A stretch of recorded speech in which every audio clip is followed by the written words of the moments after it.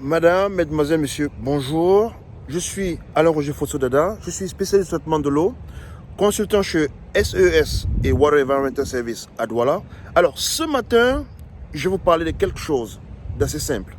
Parce que nous avons commencé une série de vidéos où on explique le pourquoi de certaines choses au Cameroun et en Afrique. Alors, je vais vous dire une chose qui va peut-être vous surprendre ce matin. Il y a énormément de coupures au Cameroun où vous allez recevoir un communiqué soit à la radio, soit dans la presse, soit sur les réseaux sociaux, venant de la compagnie qui vous donne de l'eau, qui va vous dire « Oh, il y a interruption de la distribution d'eau à Makepe, à Bagno, à Yaoundé 1, à Douala, parce que il y a interruption de la fourniture d'électricité. » Ok. Ça veut dire que dès qu'il n'y a pas d'électricité, il n'y aura pas d'eau. La raison est simple, c'est que les pompes de levage, les pompes de distribution que vous voyez derrière moi, dans chaque station de traitement d'eau, vous voyez derrière moi ici, ça ce sont les pompes de distribution, c'est-à-dire que ce sont les pompes qui envoient l'eau dans les maisons, c'est-à-dire qui envoient l'eau à la consommation. Et derrière moi ici, vous avez ici la pompe du forage. Elle marche toute à l'énergie électrique. Donc, c'est vrai, s'il n'y a pas d'électricité, ces pompes ne marcheront pas et les maisons n'auront pas d'eau. Mais le problème n'est pas à ce niveau. Le problème n'est pas le manque de la fourniture d'eau. Il y a quelque chose qu'on devrait comprendre, c'est que pour avoir une station de traitement d'eau, il y a un bureau d'études quelque part qui va s'asseoir, qui va concevoir cette station. Elle va concevoir la station en fonction du lieu où la station va se trouver. Donc, si vous concevez une station de traitement d'eau, vous devez savoir qu'il faut qu'il y ait de l'énergie électrique en continu. Donc, ça veut dire que vous aurez l'énergie électrique qui va venir du réseau. Comme là, vous voyez là, voilà le poteau qui fait venir l'énergie dans cette station de traitement d'eau. Voilà le poteau ici. Là, c'est le poteau qui fait venir l'énergie électrique. Ça, c'est normal. Mais maintenant, quand vous faites cette conception, il est important de savoir que la fourniture de l'eau doit être ininterrompu. Il ne doit pas avoir d'interruption dans la fourniture de l'eau. C'est-à-dire que qu'il y ait de la lumière ou qu'il n'y ait pas de la lumière. Ou bien que l'entreprise qui vous fournit de l'énergie électrique s'arrête ou pas, il ne peut pas avoir de coupure.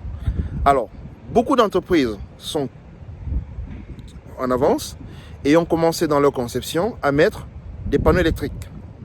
Des panneaux solaires, pardon, comme celui-ci, qui captent l'énergie au cas où il n'y a pas de fourniture électrique. Ça, c'est nouveau. Il est en essai. Mais ce que je voulais expliquer, c'est que ceux qui font les conceptions devraient absolument avoir une solution secondaire. Et je vais prendre l'exemple d'un endroit que je maîtrise bien. Aux États-Unis, vous allez trouver ça. Certains vont dire, oh, il parle des États-Unis. Oui. Aux États-Unis, si vous concevez une station de traitement d'eau et que vous ne mettez pas dans l'équipement, dans les équipements, le premier équipement qui doit être dans une station de traitement d'eau, c'est un groupe électrogène.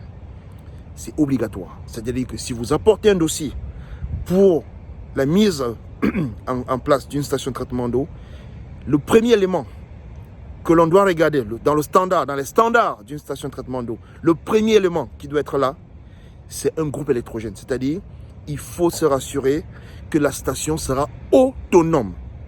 Je dis bien autonome. C'est-à-dire que cette station ne doit avoir rien à voir avec l'extérieur. Donc, tout ce qui vient de l'extérieur, c'est l'énergie électrique.